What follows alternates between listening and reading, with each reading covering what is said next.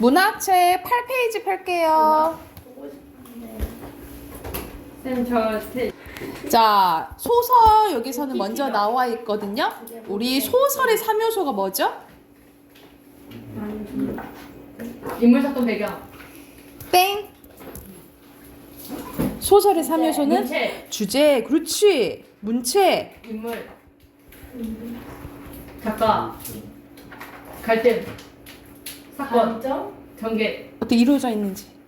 구성. 구성, 그렇지. 이거지.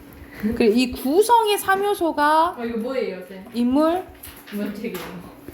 사건, 배경이에요. 그리고 문체는 작가마다 쓰는 스타일이라고 생각하시면 되는데, 문체는 무엇을 통해서 드러날까요?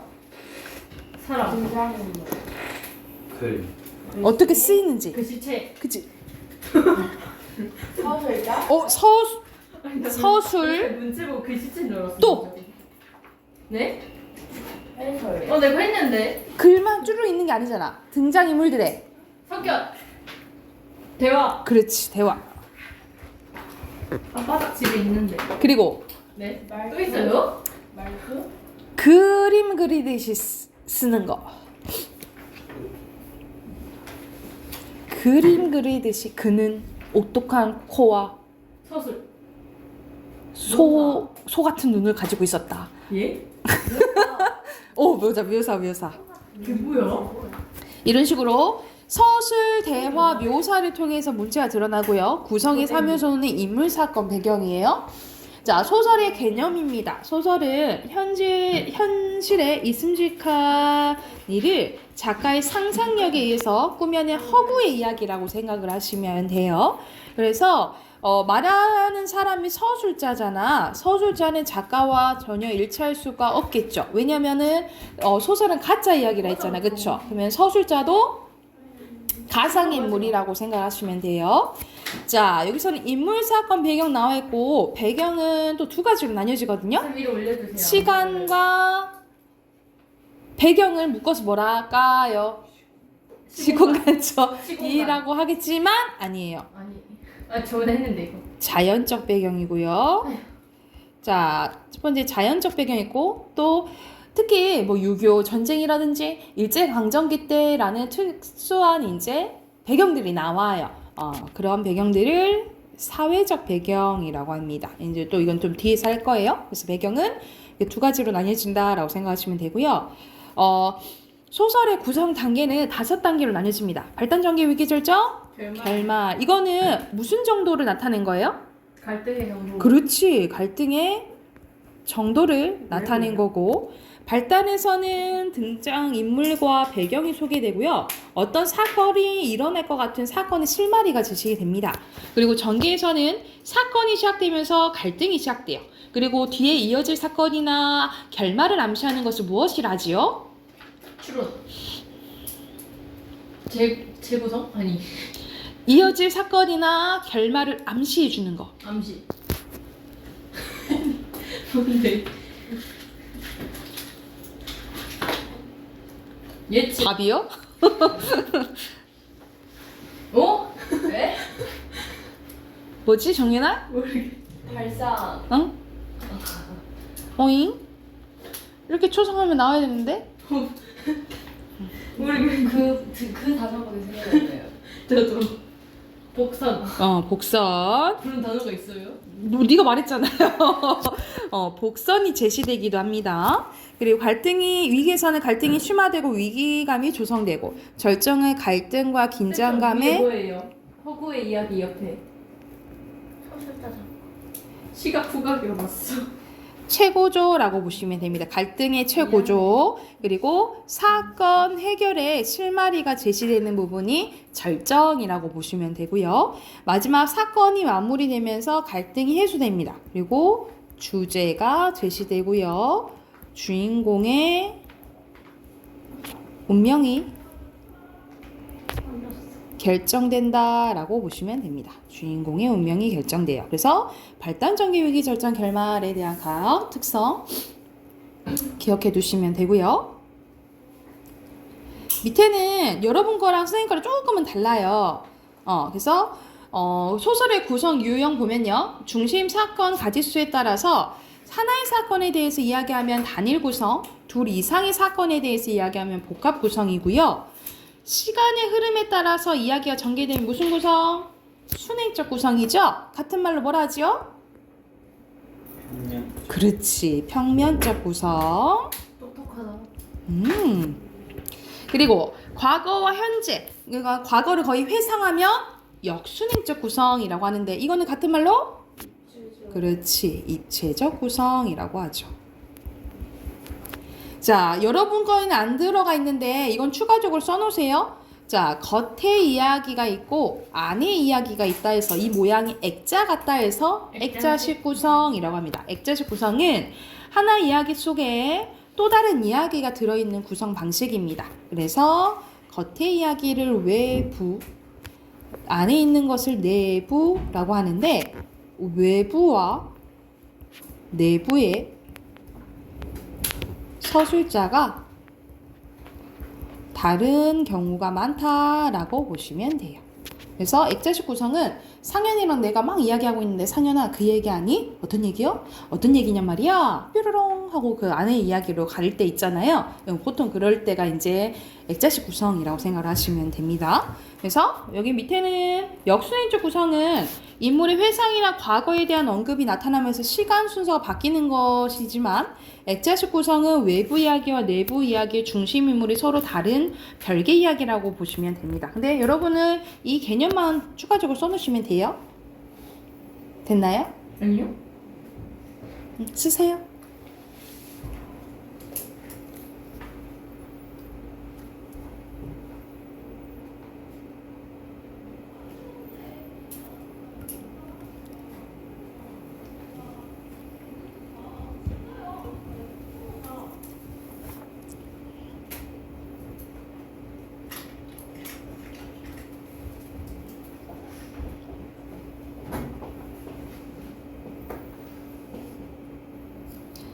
자, 오른쪽에 가면요. 다 썼죠? 넘어가도 되겠어요? 오른쪽에 가보면 소설의 표현 이 세 가지가 나와 있습니다. 서술, 묘사, 대화. 이 서술, 묘사, 대화를 통해서 작가만이 뭐가 드러난다고요? 문체. 그렇지. 문체가 드러난다고요. 먼저 서술입니다. 서술은 서술자가 인물, 사건, 배경에 대해서 직접 이야기해 나가는 방법이에요. 그래서 인물을 소개하거나 사건의 진행의 과정을 요약해서 전달할 때 주로 사용되고요. 자, 묘사는 인물의 심리나 상태, 동작, 사건, 배경 등을 마치 그림 그리듯이 실감나게 표현하는 방법을 얘기합니다. 그래서 독자에게 구체적이고 생생한 이미지를 전달하는 효과가 있다라고 보시면 되고요.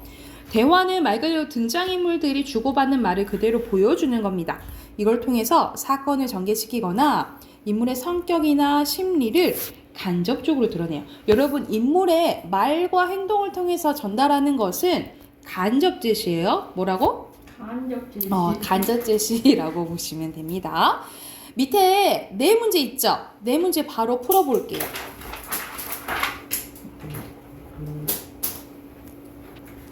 자, 1번 봐보자. 알맞지 않은 거? 2번. 2번이죠. 하나의 사건도 있고 두 개 이상의 사건도 있다 그랬죠. 그리고 여기서는 구성 유형이 어린 시절을 회상합니다. 그럼 뭐예요? 역순행적 구성이죠. 그거 틀렸어. 그리고 밑에 보면은 3번에 알맞지 않은 것은 3번 간접이라 했죠. 그리고 여기서는 쭉 이야기를 하네. 서술입니다.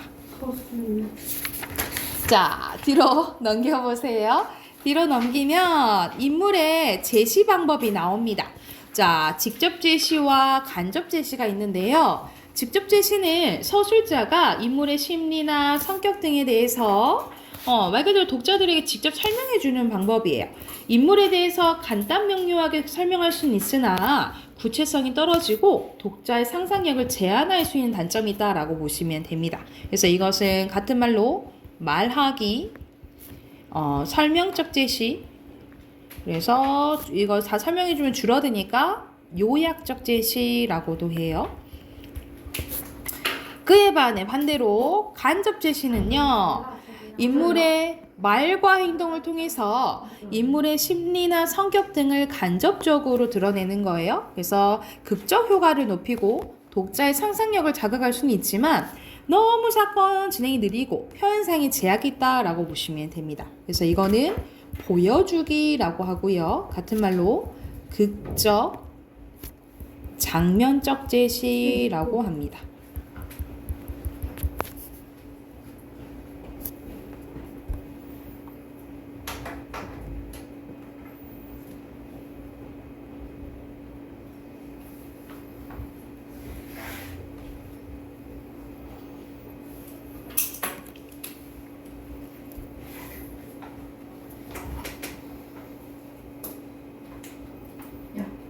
과수도 있네. 다음 주에 벌써 했어? 뭐를 나는 자꾸. 자, 나도 안 하긴 그 다음 소설의 배경 갈게요. 아까 배경 했었지? 배경은 크게 어떻게 나뉘어진다고? 자연적 배경과 사회적 배경인데요. 자연적 배경은 인물이 행동하고 사건이 일어나는 구체적인 시간과 장소, 그리고 사회적 배경이 인물을 둘러싼 사회 현실과 역사적인 상황을 의미합니다. 이 배경의 효과가 중요해요. 이 배경은 어떤 역할을 할 수 있냐면요. 첫 번째, 작품의 전체적인 분위기를 만들어 줍니다. 그래서 현진건의 운수 좋은 날은 처음에 비가 우두두두 떨어지면서 시작하거든요. 우리가 보통 비가 오면 어두침침하고 좀 의심스러운 밝은 이미지는 아니죠. 그래서 이 전체적인 분위기를 형성해주고, 그리고 어떤 구체적인 장소나 시기는 현실감과 사실성을 높여준다라고 보시면 되고요. 그리고 인물의 심리나 앞으로의 사건 전개 방향을 암시하는 역할도 해요. 그래서 밑에 보는 먹장구름이 모여 있어가지고 삽시간에 주위가 보랏빛으로 변했는데, 이거는 전체적으로 작품 분위기를 조성하고 앞으로 좋지 않는 일을 암시한다라고 보시면 돼요. 그러니까 이거는 간단하게 말하면 무슨 역할을 하는 거예요? 앞에서 했었잖아. 부정적인 거. 앞날에 이어진 사건이나 결말 암시하는 거? 그렇지. 복선 역할을 한다라고 보시면 되겠죠. 어떻게 기억? 어떻게 기억하느니 좀 전에 했는데. 자, 오른쪽에 보면 우리 소설의 2페이지만 한다 그랬는데. 시점. 그래, 한정한다고. 소설의 1페이지나 했는데.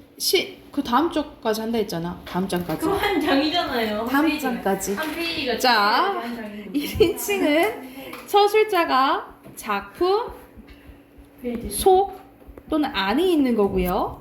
자, 3인칭은 서술자가 작품 밖에 있는 거라고 보시면 되겠죠. 먼저 1인칭 주인공 시점입니다. 1인칭 주인공 시점은 주인공인 내가 자신의 이야기를 해요. 그래서 주인공의 심리를 드러내는 데 효과적이고, 주인공이 직접 이야기를 해주기 때문에 자, 독자에게 친근감을 느끼게 해주는 효과가 있어요. 그에 반해 1인칭 관찰자 시점은요, 작품 속 주변 인물인 내가 관찰자 입장에서 주인공에 대한 이야기를 하는 시점입니다. 그러면 주인공의 심리를 알아요? 몰라요? 알아요. 모르겠죠? 주인공의 심리가 직접적으로 드러나지 않으므로 독자는 주인공의 심리나 성격을 추측해야 된다라고 보시면 되겠죠. 그러니까 1인칭 주인공 시점보다 1인칭 관찰자 시점이 독자의 상상력을 더욱더 요구한다라고 기억을 해두시면 돼요. 자, 전지적 작가 시점입니다. 전지적 작가 시점은 모든 것을 알고 있다 이 말이지. 작품 밖에 위치한 서술자가 전지전능한 위치에서 사건의 내막과 인물의 내면, 심리까지 모두 알고 이야기하는 시점이라고 보시면 돼요. 그래서 사건의 총체적인 모습과 인물의 다양한 면모를 보여주는데 효과적이다라고 보시면 됩니다. 이거는 서술자가 다 얘기해 주잖아. 그러면 독자가 상상할 필요가 있어요? 없어요? 없겠죠? 그래서 독자의 상상력 제한. 그렇지. 상상력을 제한시켜준다라고 보시면 되고요. 그에 반해 3인칭 관찰자 시점은 작품 밖에 위치한 서술자가 관찰자 입장에서 작품 속 인물들의 행동이나 사건을 그냥 있는 그대로 서술하는 거예요. 그래서 가장 객관적으로 서술을 합니다. 그래서 이거는 시점 중에 가장 독자의 상상력을 많이 유발시킨다라고 보시면 돼요. 근데 3인칭 관찰자 시점은 인물의 심리, 사건 전개에 있어서 서술자가 아무런 언급도 할 수 없기 때문에 작품 전체의 3인칭 관찰자 시점을 적용하는 경우는 드물다라는 거, 좀 어렵다는 거예요. 그래서 전지적 작가 시점 작품에서 일부분으로 3인칭 관찰자 시점이 나온다라고 특징을 조금 기억을 해두시면 되겠죠. 이것도 밑에 네 문제 풀어야겠죠?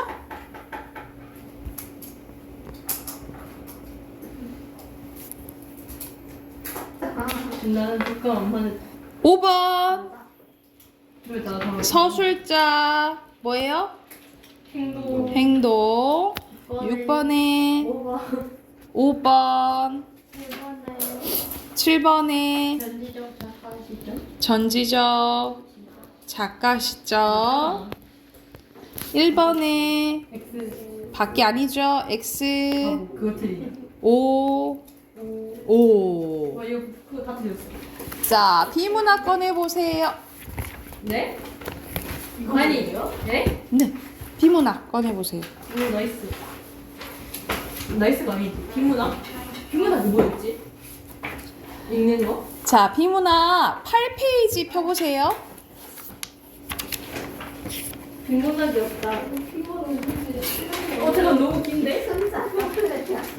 자, 진짜 그거 아니야? 나 우리 어떻게 할 거냐면 매일 두 지문씩 풀 거예요. 그래서 때문이요? 두 지문씩이요. 자, 그래서 1, 2 풀 겁니다. 8페이지부터 15페이지까지 풀고 같이 한번 봐볼게요. 지금부터 집중해서 딱 풉니다. 귀엽게 생긴. 시작. 이거를 안 읽고 싶어. 논지. 가요? 자, 8페이지 같이 한번 내용 보고 답 확인해 볼게요. 자, 고대 중국인들에 대해서 나오네요. 고대 중국인들은 인간이 행하지 못하는 불가능한 일은 그들이 신성하다고 생각한 하늘에 의해서 해결 가능하다라고 생각을 했대. 그리하여 하늘은 인간에게 자신의 의지를 심어 두려움을 갖고 복종하게 하는 의미뿐만 아니라 인간의 모든 일을 책임지고 맡아서 처리하는 의미로까지 인식되었대요. 그래서 그 당시 하늘은 인간에게 행운과 불운을 가져다 줄 수 있는 힘이고 인간의 개별적 또는 공통적 운명을 지배하는 신비하고 절대적인 존재라는 믿음이 형성된 거야. 그래서 이러한 하늘에 대한 인식은 결과적으로 하늘을 권선징악의 주제자로 보고 모든 새로운 왕조의 탄생과 정치적 변천까지도 그에 의해서 결정된다는 믿음의 근거로 작용했다라는 거죠. 그러니까는 왕은 하늘이 내린다 뭐 이런 소리 하잖아요, 그치?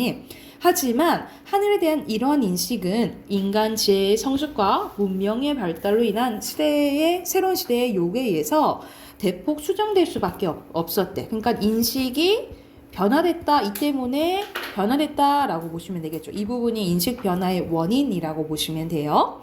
자, 그렇게 변화된 인식의 대표적인 주자가 순자입니다. 순자는 하늘에 대한 주장은 그 당시까지 진행된 하늘의 논의와 엄격히 구분될 뿐 아니라 그것을 새롭게 변모시킨 하나의 획기적인 사건을 규정지을 수 있는데요. 순자는 하늘을 단지 자연현상으로 봤대요. 하늘은 그냥 하늘이야 이렇게 봤다 이 말이야. 그래서 그가 생각한 하늘은 별, 해와 달, 사계절, 추위와 더위, 바람 등의 모든 자연현상을 가리키고 따라서 하늘은 사람을 가난하게 만들 수도 없고 병들게 할 수도 없고 재앙을 내릴 수도 없고 부자로 만들 수도 없고 길흉하고도 줄 수 없다라는 거야. 그러니까는 세상살이가 좋든 나쁘든 이렇게 하늘과 연결시키는 것은 자 심리적으로 그냥 기대는 우리 종교적인 거랑 똑같다 이 말이야. 그래서 순자는 뭐라 생각했냐면 3문 나갈게요. 하늘은 그 자체의 운행 법칙을 갖고 있어서 인간의 길과 다르다라고 봤어요. 천체의 운행은 불변의 정규 궤도를 따른다. 해와 달이 별이 움직이고 비가 내리고 바람이 부는 것은 제 나름의 길이 있는 거예요. 사계절은 말없이 돌아오죠. 물론 일식과 월식이 일어나고 비바람이 아무 때나 일고 괴이한 별이 언뜻 출현하는 일도 있지만 그건 항상 벌어지는 게 아니고 그냥 이상현상이라는 거지. 그래서 뭐 기륭을 예시하는 것도 더더욱 아니라는 거예요. 즉 하늘은 아무 이야기도 하지 않는데 사람들이 그냥 하늘과 관련된 이야기를 만들어낸 거예요. 그래서 순자는 뭐라 생각했냐면 천재지변이 일어난다고 해서 하늘의 뜻이 무엇인지 알려고 노력할 필요 없다라고 생각했대. 그걸 뭐라고 한다는 거예요? 불구지천이라고 한다는 거야. 순자가 말한 불구지천의 뜻은 자연현상으로서 하늘이 아니라 하늘이 무슨 의지가 있다고 주장하고 그것을 알아내겠다고 덤비는 종교적 사유를 비판하는 겁니다. 그건 그냥 종교적인 거지 하늘은 별 할 수 있는 게 없어 이렇게 얘기를 한 거야. 그러니까 억지로 하늘의 의지를 알려고 힘을 쏟을 필요 없다. 사람들은 자연현상에 대해 특별한 의미를 부여하지 말고 오직 인간 사회에서 스스로 해야 할 일을 열심히 해야 된다라는 거야. 그래서 재앙이 닥치면 공포에 때문에 기도나 하는 것이 아니라 어떻게 극복해야 될지 스스로 주체적으로 행동해야 된다 이 말이에요. 그래서 순자의 관심은 하늘에 있지 않고 어디에 있었어요? 사람에 있었습니다. 인간 중심적이었어요. 인간 사회의 정치야말로 순자가 중점을 둔 문제였는데 순자는 뭐라 했냐면 하늘은 만물을 낳을 수 있지만 만물을 변별할 수는 없다라고 말한다. 이는 인간도 만물의 하나로 하늘이 낳은 존재이나 하늘은 인간이 낳을 뿐 인간을 다스리려는 의지를 갖고 있지 않다는 것이다. 따라서 하늘은 혈기나 욕구를 지닌 존재도 아니다. 그냥 자연이다 라고 생각했다 이 말이에요. 그래서 여기서는 첫 번째 하늘에 대한 생각들이 나왔고 그 인식 변화로 인해서 그 인식 변화의 대표적인 주자가 누구예요? 순자죠. 그 순자가 어떻게 생각하는지 구체적으로 얘기해줬지, 그치? 그게 내용 전개 방식이야. 그래서 가장 적절한 것은 1번입니다. 하늘에 대한 새로운 관점, 순자, 그거에 대한 내용을 구체화했다라고 보시면 돼요. 그리고 2번은 불구지천에 대한 내용입니다. 순자의 주장 고르면 되겠죠. 인간의 의지 중시하는 거 맞고 자연은 인간의 기대가 다르다고 했죠. 자, 하늘에서 찾으면 돼, 안 돼?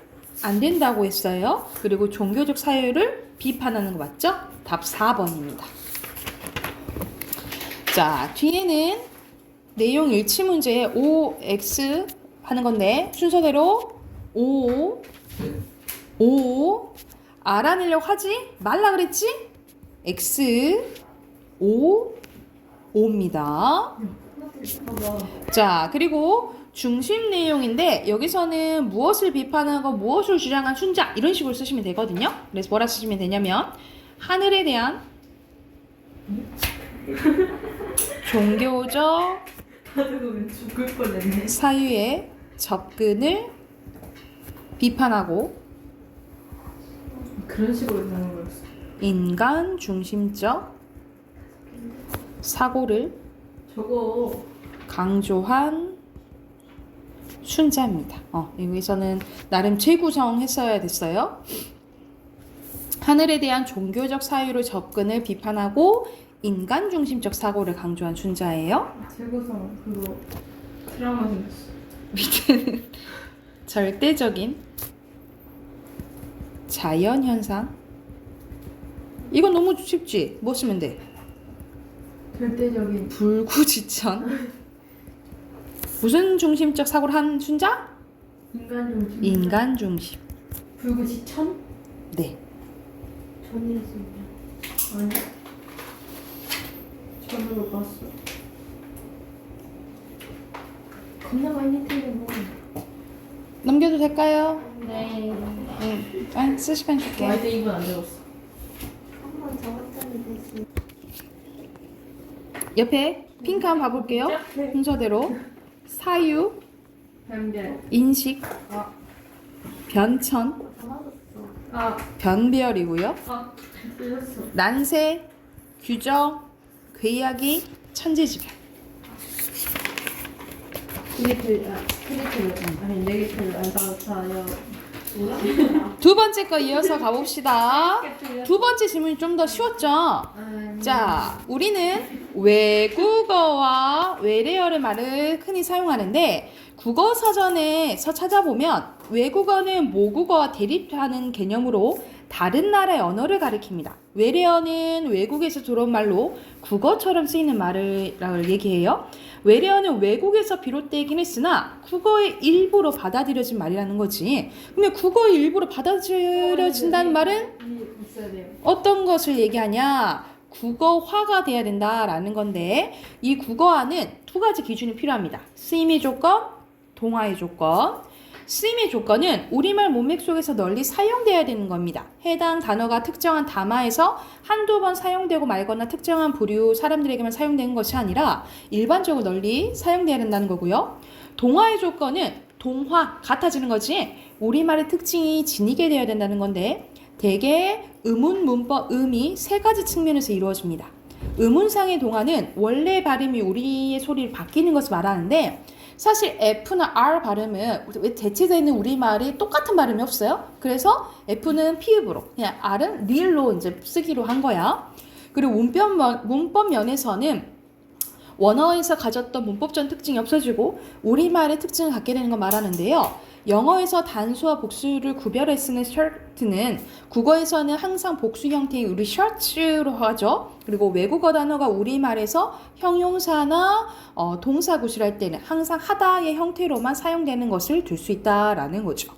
그리고 의미면에서는 동화는 우리말 속에 들어와 그 고유한 의미가 변화되는 것을 말하는데 우리가 보통 미팅 하면은 보통 남녀가 말하는 미팅을 먼저 떠올리게 돼요. 또는 마다 뭐 술집 이렇게 생각을 하시게 된다라는 거 술집 주인 이런 식으로 우리말 속에 들어와서 변화되는 것을 동화라고 하는데 외국어 단어가 처음에 들어올 때는 해당 언어의 특징을 그대로 지니고 있어서 우리말을 할 수 없어요. 따라서 사전에서도 외국어를 보는 단어에는 표제어로 등재하지 않습니다. 반면에 외래어는 일반적으로 널리 쓰면서 우리말에 동화된 것으로 덧이기 때문에 우리말 일부로 볼 수 있겠죠. 그런데 외래어가 오랜 시간 널리 쓰여 일반인에게 외국어로 온 말이라는 의식 없이 고유어와 똑같이 취급하게 되면 그 말을 따로 구분해서 뭐라고 한대요? 귀화어라고 한대요. 귀화어는 사전에서도 어원만 별도로 표시할 뿐 외래어의 경우처럼 원래 외국어 단어를 병기하지 않는데 병기는 이게 나란히 옆에 쓰는 걸 얘기를 해요. 외국어의 개념이 엄격하게 정의되는 입장에서는 조건 두 개가 있었잖아. 이것을 다 갖춘 외래어 부류만을 외래어로 인정했지만 오늘날 우리가 외래어로 인식하는 어휘들은 상당 부분 국어 속에 널리 쓰이긴 하나 동화 과정을 완전히 거치지 못한 것도 포함이 된대요. 그래서 해당 고유어나 한자어가 있는데도 생활 속에서 지속적으로 사용되고 있는 순화 대상이 되는 어휘들이 해당되는데 이러한 어휘들은 동화 과정이 일부 진행되고 있는 것이기 때문에 무조건 배척할 수만은 없어서 같이 표제어로 뭐 하고 있다? 등재하고 있다라는 내용이네요. 그럼 1번은 외래어인지 판단하려고 해. 그러면은 상관없는 것은 뭐예요? 외국에서 쓰는 건 상관없지. 우리말에서 우리나라에서 쓰이냐가 중요한 거잖아요. 그쵸? 알맞자는 거? 5번이고요. 자, 2번에 우리가 원래는 F랑 R 발음이 피읍과 리을에 그냥 맞춰서 한 거지 원래는 우리 발음에 해당되는 것은 없다고 했어요. 그쵸? 그래서 알맞지 않은 것은 3번입니다. 원래 일치 안 했다고. 자, 뒤로 넘기면 OX 문제네요. 순서대로 O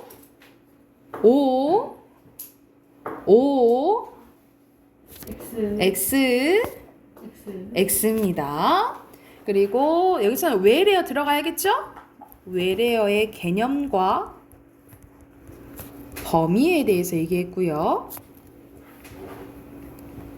빈칸 외국 들어온 사용 특징 왜 밑에는 얘기 안 해? 표제요. 안에서 외국어 단어 그리고 순화입니다.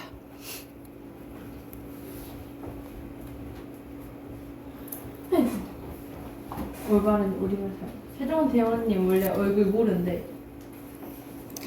자, 사진 원래 사진 아니래.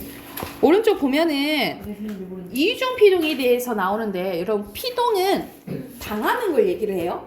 능동은 내가 스스로 하는 거. 우리가 능동의 방대를 피동이라는데 우리 영어에서는 수동태라고 해서 BPP5를 해서 배웠죠. 그쵸? 근데 우리 국어에서는 피동이라고 합니다. 수동이란 말 안 써요. 피동이에요. 당한다라는 건데 자, 예를 들어서 상현이가 범인을 잡았다 라는 문장이 있어요. 이거를 피동문으로 바꿔볼게요. 피동문은 이렇게 크로스가 됩니다. 자연스럽게 범위가 어떻게 바뀌어져? 상현이에게 상현이에게 부사로 바뀌어요. 오케이. 잡혔다 이렇게 되지, 그치?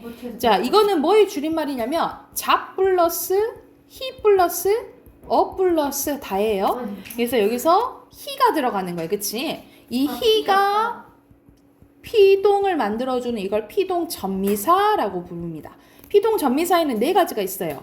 이, 히, 리, 기가 있는데 이 중에 히가 쓰인 거예요, 지금. 그리고 어지다, 뭐뭐하게 되다가 붙어도 피동이거든요. 그런데 이거 둘 중에 하나만 붙어야 돼. 근데 피동 전미사도 쓰이고 뭐뭐어지다, 뭐뭐하게 되다도 두 개가 붙어버리면 이중 피동이라고 해서 문법적으로 맞지가 않아요. 그래서 예시 가보자. 여러분, 쓰여집니다의 기본형이 뭐야? 쓰여 쓰다죠. 네. 쓰다에다가 이 플러스 지 플러스 입니다가 합쳐진 거야. 그러면 이도 쓰였고 어지다도 쓰였지. 그러면 둘 중에 하나만 써야 돼. 근데 보통 뒤에 뺀다 생각하시면 돼. 써진다. 에이씨. 쓰입니다. 이렇게 고쳐야겠죠. 쓰입니다. 그러면은 잠겨져서는 잠깁니다. 긴다. 잠겨서 그렇지. 잠겨서 보여질지는 보일지 그렇지. 이렇게 고쳐야겠죠. 오, 되게 과학적이다. 그리고 무슨 말인지 모르겠다. 4, 5, 6, 7은 여기 있는 동일한 범주에 속하는 것끼리 놓고 놓은 갈래는 이거는 좀 헷갈릴 수 있는데 부류예요. 그래서 X, O, O입니다. 부류가 뭐예요? 분류는 뭐예요, 그러면? 선생님 분류는 뭐라 했어? 동일한 범주가 아닌? 일정한 기준에 따라서 분류는 작은 것을 상위 개념으로 묶는 거라 했잖아요. 템포 다 까먹었어요. 자, 문법 꺼내볼게요. 문법 10페이지입니다.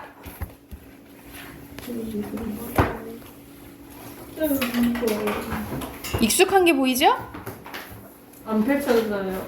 이 의문이 여러분이 이제 선생님이랑 많이 해가지고 알고 있지만 이게 시험 범위가 3학년 때 나와요. 과연? 이게 3학년 때 나와요.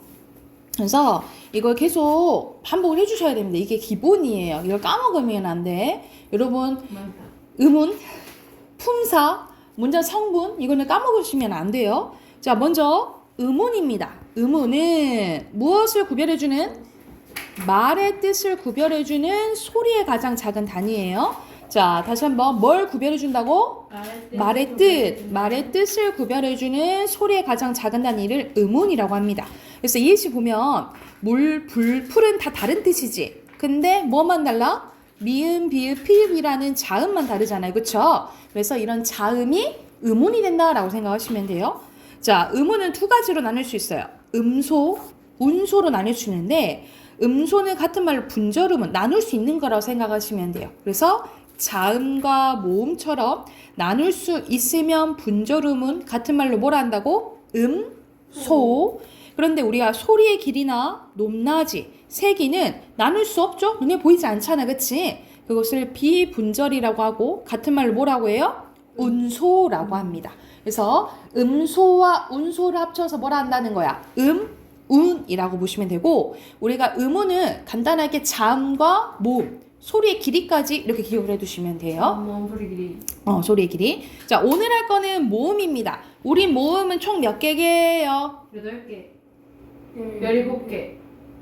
11개? 21개예요. 12개? 21개인데 자, 모음은 발음할 때 공기 흐름이 장애를 받지 않고 나는 소리입니다. 어떤 방해를 안 받아요. 장애를 받지 않고 나는 소리인데 자, 발음 기관의 변화 유무에 따라서 말 그대로 발음하는 도중에 입술의 모양이나 혀의 위치가 달라지지 않으면 단모음, 입술의 모양이나 혀의 위치가 달라지면 이중모음이라고 합니다. 그래서 단모음 10개, 이중모음 11개여서 총 21개라고 보시면 돼요.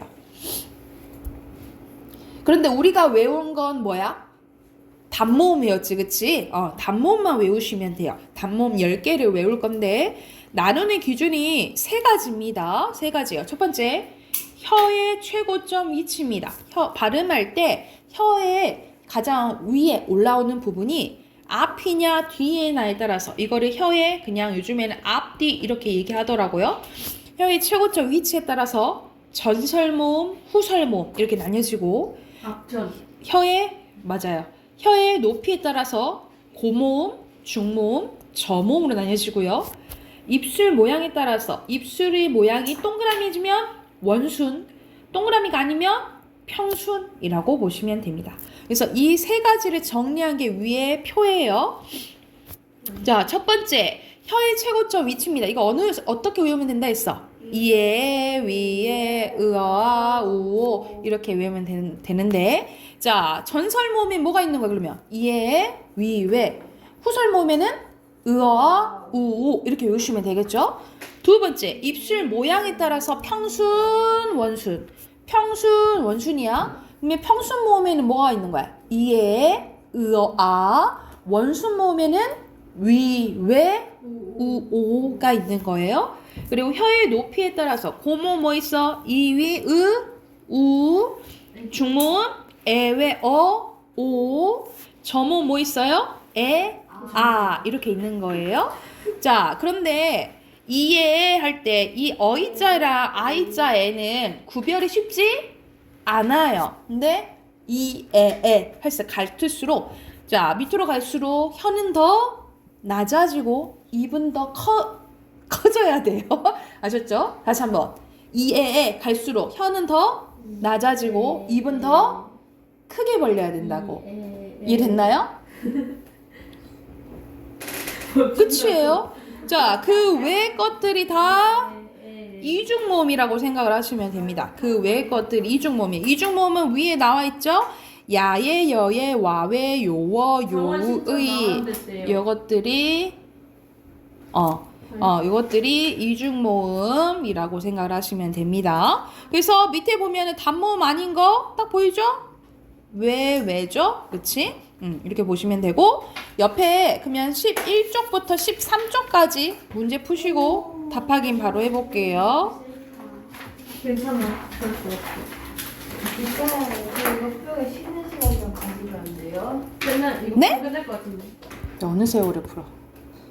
네는 13페이지까지 숙제. 숙제를 해오세요. 내일 확인할게요. 그리고 내일 단어 1, 2강 공부해 오세요. 아셨죠? 이것도 내일 1, 2강 뭐 시험 볼게요. 처음 들어보는 막